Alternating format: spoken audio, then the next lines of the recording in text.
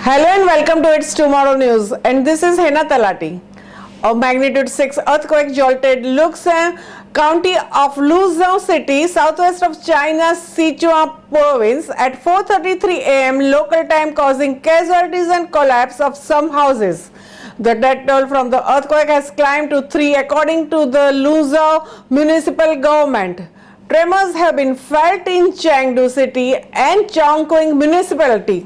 The quake struck at the depth of 10 kilometers and its epicenter was monitored at 29.2 degrees north latitude and 105.34 degrees east longitude, according to the China Earthquake Network Center. Luzhou City has launched a level 1 emergency response, the highest in China's 4-tier system, and deployed disaster investigation and rescue officers. Provincial authorities have initiated a level 2 response. It is unlikely there will be a larger earthquake in the area in the near future, but aftershocks will continue for some time. State broadcaster CGTN confirmed the death toll, sharing security camera footage showed TVs and refrigerators shaking on the wall houses as the quake struck, as the ornaments smashed onto the floors and cracks ran through the buildings.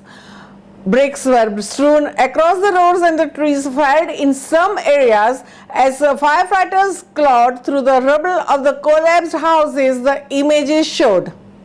Residents were urged to stay outside of their homes, state media reported, although images showed there was little signs of wider panic by residents in an area of high seismic activity. The USGS said the significant damage is likely and disaster is potentially widespread in preliminary assessment.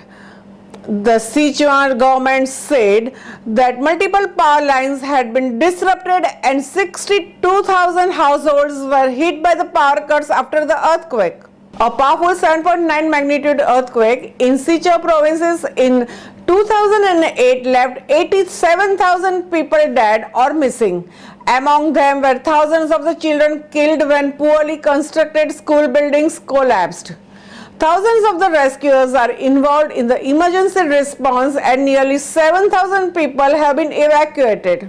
A combined team of more than 4,000 rescuers has arrived in the affected area after Sichuan's earthquake relief headquarters and local authorities initiated the highest and second highest levels of emergency response this morning. Heavy downpours were also expected on Thursday, with the blue rain alert issued the previous day by the Luzhou Municipal Observatory. Cumulative rainfall was expected to reach more than 100 millimeters in some places, with associated thunder, strong winds and hail forecast for some towns in mountainous areas. Train services on at least 11 railway lines affected by the earthquake have been suspended while tracks are inspected for possible damage. According to online media portal based in the provincial capital Chengdu, classes have been suspended in all schools in the county, including kindergartens, until further notice, while they are checked for potential safety hazards. According to the state broadcast CCTV, China's Earthquake Early Warning Network, jointly built by the China Earthquake Administration and the Chengdu Institute of Disaster Reduction, gave mega cities and population centers more advance notice of the quake. China has invested highly in earthquake early warning system studies, especially in Sichuan after 2008 earthquake. The Sichuan basin is surrounded by the seismically active plate tectonic blocks. Its northwestern edge is in the continual collision with the Tibetan Plateau, which is moving in the southeast direction, causing the entire region to be frequently stricken by the earthquakes. Scientists have argued about the role of hydraulic fracking activity used in shale gas exploration in the Sichuan basin. In 2019, 3 Chinese geologists published a paper in US Journal which suggested fracking operations had been responsible for smaller quakes in the area. It gives us immense gratification to announce that Nanoland has organized an international webinar on 21st September to commemorate Zero Emissions Day. Let us all join this great event to learn from our dignitaries from across the world to put a cap on our emissions to mitigate climate change. Get yourself registered in the event. The link is in the description below. Can't wait to see you all there.